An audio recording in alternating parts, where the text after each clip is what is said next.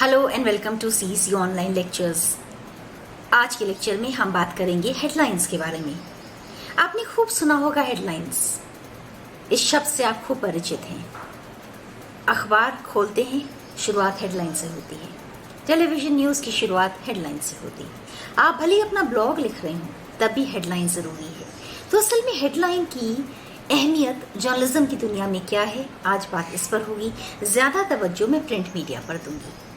सबसे पहले importance of headlines, क्यों ज़रूरी है हेडलाइंस। सबसे पहली ज़रूरत इसलिए है क्योंकि हेडलाइंस सीधे तौर पर हमें ये बताती हैं कि असल में खबर क्या है, उसका सार क्या है, उसकी ज़रूरत क्या है, उसमें सबसे ज़रूरी बात क्या कही जाने वाली है। आमतौर पे हेडलाइंस छोटी होती हैं, छोटी से छोटी। कई बार हेडलाइंस को 2 हिस्सों में और कभी कभी कुछ अखबारों में 3 हिस्सों में भी बांट दिया जाता है। लेकिन ध्यान इस बात का रखा जाता है कि आमतौर पर हेडलाइंस इन्वर्टेड पिरामिड स्टाइल में हो, यानी कि जो सबसे इम्पोर्टेंट बात है वो सबसे पहले, उसके बाद दूसरी इम्पोर्टेंट बात, ताकि पाठक को देखते ही ये समझ में आ जाए कि इस खबर का सार, इस खबर की ज़रूरत उसकी ज़िंदगी में क्या है, क्या वो उसे पढ़ना चाहता है या नहीं पढ़ना चाहता। खास तौर पर हार्ड न्यूज़ में ये ज़रूरी होता है कि हेडलाइंस एकदम सीधे तौर पर अपनी बात को कन्वे करती हो। हेडलाइन को किसी न्यूज़पेपर की खबर के टाइटल के तौर पर या किसी खबर के परिचय के तौर पर, आइडेंटिटी के तौर पर भी देखा जाता है। मान लीजिए कि कोई खबर है, बड़ी खबर है, शायद 600 या 700 शब्दों में लिखी गई है। पूरी खबर को पाठक नहीं पढ़ना चाहता, वो चाहता है हेडलाइन से उसे ये अंदाजा हो जाए कि कब कहाँ क्या हुआ। 5 Ws और 1 H से उसका सीधा परिचय हो जाए। हेडलाइंस इसलिए भी कई बार बहुत सीधे तौर पर लिखी जाती हैं क्योंकि अब टेक्नोलॉजी के विस्तार के साथ खबरों का भी विस्तार हुआ है और दर्शक और पाठक के पास बहुत सारे ऐसे चैनल्स हैं, बहुत सारे ऐसे सोर्सेज हैं जिसके साथ उसके पास दिन भर खबर आती है। चाहे वो टेलीविजन हो, न्यूज़पेपर हो या फिर व्हाट्सएप हो, मोबाइल हो, बहुत से मैसेजेस से उसके पास खबर आ रही है और इसीलिए ज़रूरी है कि हेडलाइन डायरेक्ट हो और अपनी बात को सीधे तौर पर कह जाए। तीसरी बात ज़रूरी कि हेडलाइन कैची हो, तुरंत अपनी तरफ ध्यान को आकर्षित करे, क्लियर हो, साफ हो, उसमें कोई घुमाव फिराव ना हो, उसमें कुछ ऐसा ना हो जो दर्शक को समझ ना आए या पाठक को समझ ना आए। क्योंकि अगर उसे समझ नहीं आएगा, अगर भाषा बहुत कठिन होगी, दुरूह होगी, हो सकता है कि वो उस खबर को आगे चलकर पढ़ना ही ना पसंद करे। लेकिन अगर हेडलाइन रोचक है, सरस है, सीधी है, स्पष्ट है और पाठक की रुचि की है तो वो उस स्टोरी को हो सकता है कि पूरी तौर पर पढ़ना चाहिए। गास्ट और बेंस्टन ने एक ज़रूरी बात कही थी 1980 में। उन्होंने कहा कि headlines are governed essentially by the requirement of utility. ज़रूरत क्या है उसके हिसाब से भी हेडलाइंस को मांझा जाता है, उन्हें बनाया जाता है। अगर हेडलाइन सीधी होगी, बिना हेडलाइन के होगी, हेडलेस होगी, तो पाठक के लिए उसे पढ़ना या समझना मुश्किल होगा। वो चाहेगा कि हेडलाइन के साथ उसका एक परिचय ज़रूर हो और इसलिए भी हेडलाइंस को इनकॉर्पोरेट किया जाता है। इसी तरह बिजनेस से रिलेटेड स्टोरीज में भी आप देखेंगे कि हेडलाइन इस तरह की है जो कि उस बिजनेस को प्रमोट करती हो, सीधे ऐसे ध्यान आकर्षित करे कि अगर कोई पाठक उस व्यापार, उस बिजनेस के बारे में जानना चाहता है तो उसके अंदर वो दिलचस्पी जाहिर तौर पर सामने आ जाए। Now we'll be discussing about functions of headlines. क्या functions हैं, क्या महत्व है हेडलाइंस को बनाने का। पहला, to divide the news in the pages clearly and make it easier for the reader. दूसरा, to create a sense of interest in the reader by projecting the news. तीसरा, to create a visual index of the news printed in the papers. और चौथा, to highlight the news according to fields they belong to, for example politics reports, politics, culture, etc. इसके अलावा to make a brief outline of the news, making it to the point, quick, easier and concise. तुरंत हो, concise हो और अपनी बात को पूरी तरह से कहने में सक्षम हो। लेकिन क्या सारी अखबारों में और सारे टेलीविजन चैनल्स में एक जैसी हेडलाइंस होती हैं? मेरे इस लेक्चर को सुनते सुनते भी अगर आप बीच में पॉज लेकर सोचेंगे तो आपको लगेगा ऐसा नहीं होता। ना तो किसी भी अखबार में सारी हेडलाइंस एक तरीके से होती हैं, ना उन्हें एक तरीके से लगाया जाता है। हमेशा उसमें एक विविधता है ताकि वो उस मोनोटोनी को ब्रेक कर सके। अलग अलग तरह से लिखी गई हेडलाइंस और उसका एक महत्व है और ज़रूरत है। कई तरह की हेडलाइंस हैं। आज हम आपसे बात करेंगे 7 तरह की हेडलाइंस की। पहली है डायरेक्ट हेडलाइन। मैंने अपनी बात की शुरुआत उसी से की, जो अपनी बात को सीधे कह दे। कहाँ पर क्या हुआ, वो खबर है, वो सीधी खबर है। चाहे वो पॉलिटिकल खबर हो, सामाजिक खबर हो, आर्थिक खबर हो। अगर संपादक को या न्यूज एडिटर को लगता है कि इस खबर को सीधे तौर पर बताया जाना है, तुरंत बताया जाना है, ताकि पाठक के दिमाग में तेजी से रजिस्टर करे, इसे सब देख लें, तो वो डायरेक्ट हेडलाइन के तौर पर लिखी जा सकती है। दूसरी है benefit headline. Benefit headline is that compels the attention of the readers. This is often very promising. If you are writing a headline for online publishing house, if you are writing a headline for online, you must know your audience well, so you can offer them a compelling reason to believe. For example, never miss a sale. यानी कोई ऐसी चीज जिससे आपको कोई तुरंत फायदा होने वाला है। ये चीज आप कहीं छोड़ मत दीजिएगा, कहीं भूल नहीं जाइएगा।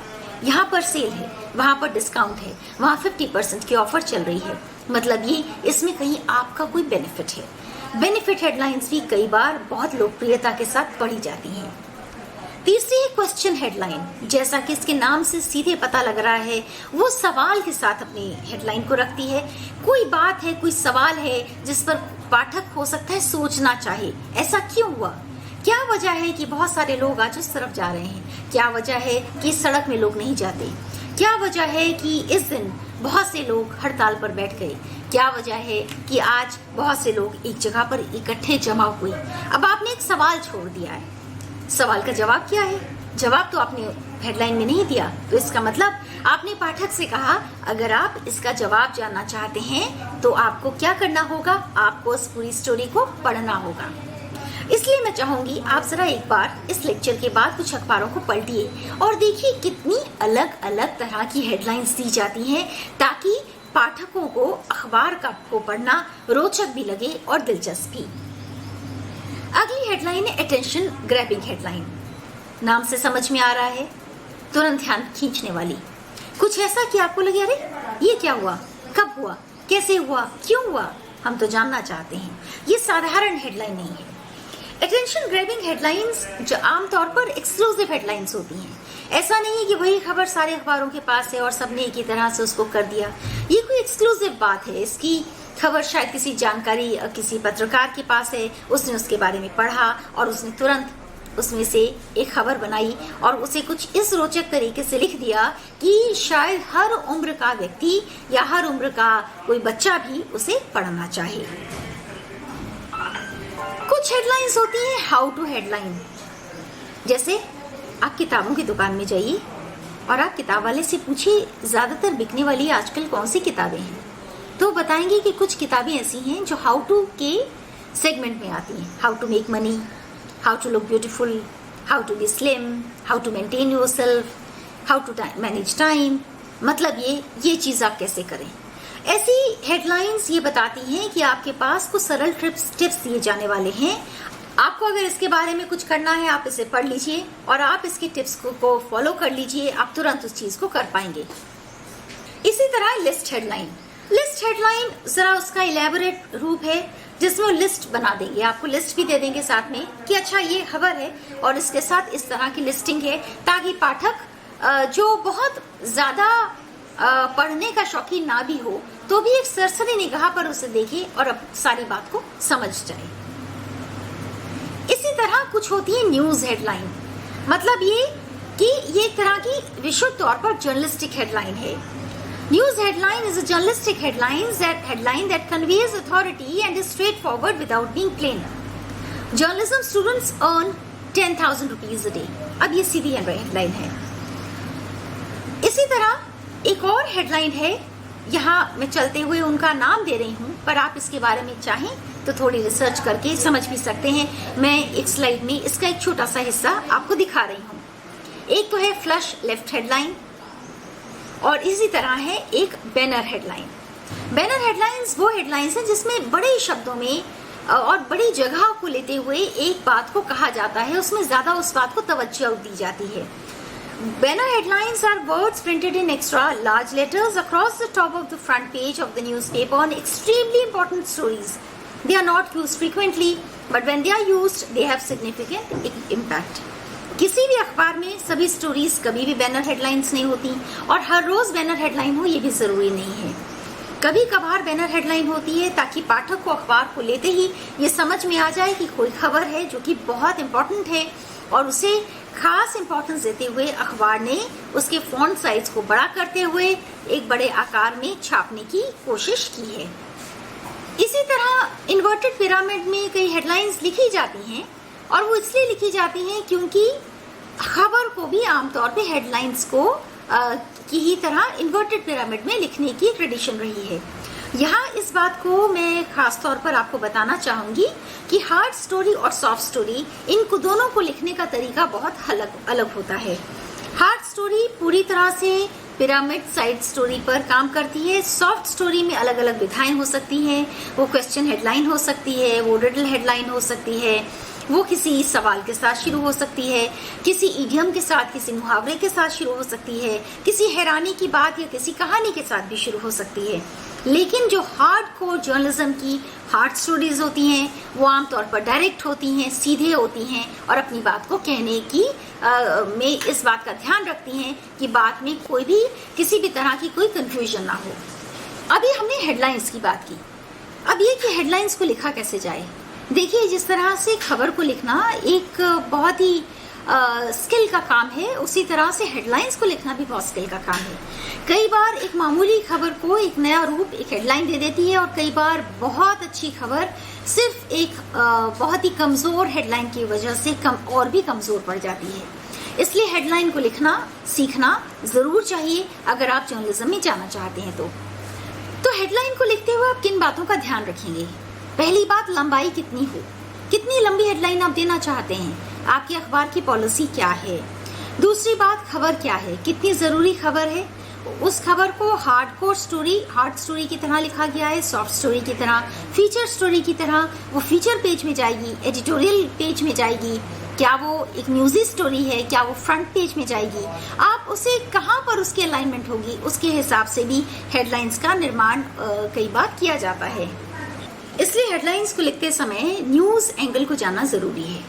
अब मैं आपसे बात करूंगी कि हेडलाइन लिखने के नियम क्या हैं, क्योंकि नियम कायदा तो यहाँ पर भी है। कुछ बातों को आपने ध्यान में रखना है लिखते हुए। अब मैं आपको कुछ स्लाइड्स में बताऊंगी कि कौन से नियम हैं जिनके आधार पर हेडलाइंस लिखी जाती हैं। सबसे पहले ये कि पत्रकार जब अपनी खबर लिखेगा और सब एडिटर को देगा उसे एडिट करने के लिए या हेडलाइन को लिखने के लिए, उस सब एडिटर को उस खबर की समझ होनी चाहिए, ग्रास्पिंग पावर होनी चाहिए, वो एब्जॉर्ब कर पाए कि खबर क्या है और अकॉर्डिंगली उस हेडलाइन को वो बनाए।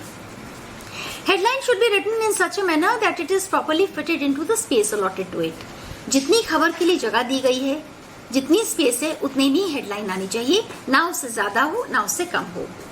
Usage of articles should be avoided. Headline जितनी ज्यादा क्रिस्प, जितनी ज्यादा कसी हुई होगी, उतनी ही ज्यादा आकर्षित करेगी। Active verbs could be used because the usage becomes necessary. जहां जहां बहुत जरूरी है वहां पर आप उन एक्टिव वर्ड्स को इस्तेमाल करेंगे। Good editing of the report is necessary which provides the sub editor to give a good headline. खबर को पहले तो पत्रकार खुद भी एडिट करे और उसके बाद सब एडिटर को दे, ताकि फिर एक ऐसी हेडलाइन आए जो खबर की नेचर से मिलती हो और उसको एक अच्छा ट्रीटमेंट दे सके। Headlines have to be written with considerable clarity which makes the reader understand the inner content of the story easily. बहुत ही क्लैरिटी के साथ, साफ गोई के साथ, बिना किसी कंफ्यूजन के हेडलाइन को लिखा जाए।